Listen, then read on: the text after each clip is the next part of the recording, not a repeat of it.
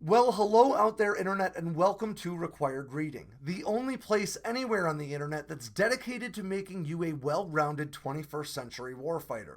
My name is Alex Hollings. I'm a Marine Corps veteran, a journalist, and the editor of Sandboxx News, and today I'm going to take you through some of the biggest stories from all around the force. So without any further ado, let's dive in.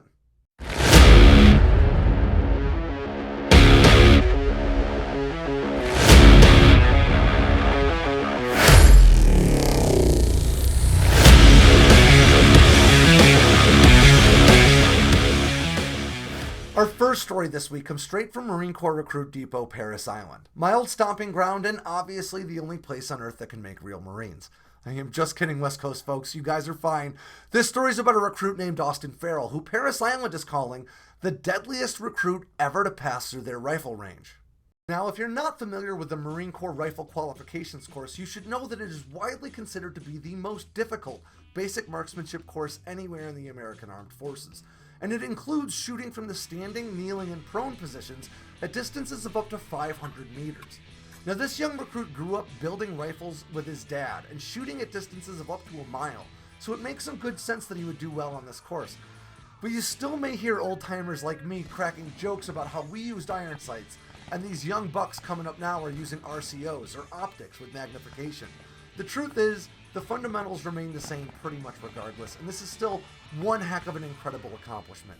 I recommend you go check out this story on Sandboxx News now, not just to learn about what this young recruit did, but also to learn about what it means to him and to his dad. It's a touching story. I love supporting my fellow Marines. You can go read it right now on Sandboxx News. Up next is a brand new YouTube series from Sandboxx News all about what it's like to be a U.S. Air Force fighter pilot, brought to us by Major Justin Hazard-Lee, who currently serves as an F-35 pilot instructor and previously flew F-16s in combat.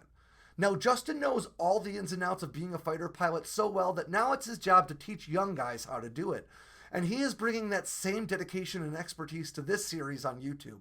I highly recommend you go check the video out, and make sure you check out Justin's podcast, The Professional's Playbook, to learn more about what it takes to be successful in such a competitive world. And while we're on the subject of aviation, let's dive into our next big story, which is the U.S. Air Force awarding a contract to aviation firm Hermeus to develop a hypersonic Air Force One. Now, hypersonic, if you're not familiar with the term, means sustaining speeds in excess of Mach 5, or 5 times the speed of sound. That is an absolutely revolutionary idea, and no passenger aircraft today can actually accomplish this. In fact, you'd be hard-pressed to find many aircraft that can even achieve supersonic speeds outside of fighter jets and your occasional supersonic bomber like the B-1B Lancer. This would truly have far-reaching implications in the military sphere and beyond, but obviously, Hermeus has got to build it first. They've already had a great deal of success developing a Mach 5 capable engine in just 9 months, so it'll be really interesting to see how this story develops. I recommend you go check out our story about it on Sandboxx News now, especially if you have any interest in the future of military aviation. Of course, all the technology in the world doesn't amount to much unless you've got great personnel. So let's talk about U.S. Army First Lieutenant Haley Johnson, who's been competing on NBC's The Titan Games over the past few months. Now, if you haven't caught the Titan Games, it's a lot like the old school American Gladiators.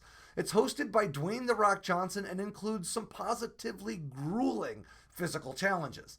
First Lieutenant Johnson won her first 2 outings on this show and came up just shy of securing the Grand Championship in her 3rd and final outing earlier this week.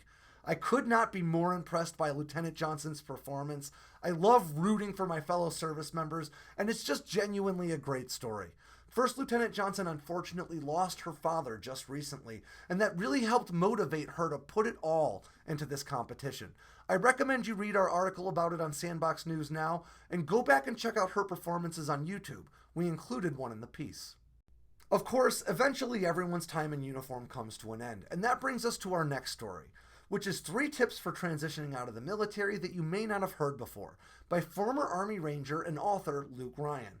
Now, this story offers some really useful and pragmatic tips on not only how to manage your transition off of active duty, but how to manage yourself and your own expectations.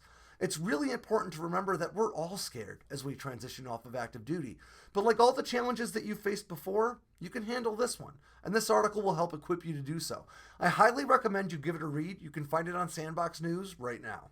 Of course, we're publishing brand new military content every day on Sandboxx News, but we're not the only ones. And that's why every week I like to spend a little time talking about the great work being done in some of our partner outlets. This week, I want to tell you about a story from Oriana Pollock over on military.com. The story's called "The Jet Doesn't Care. First female F-35 demo pilot says she's focused on excellence."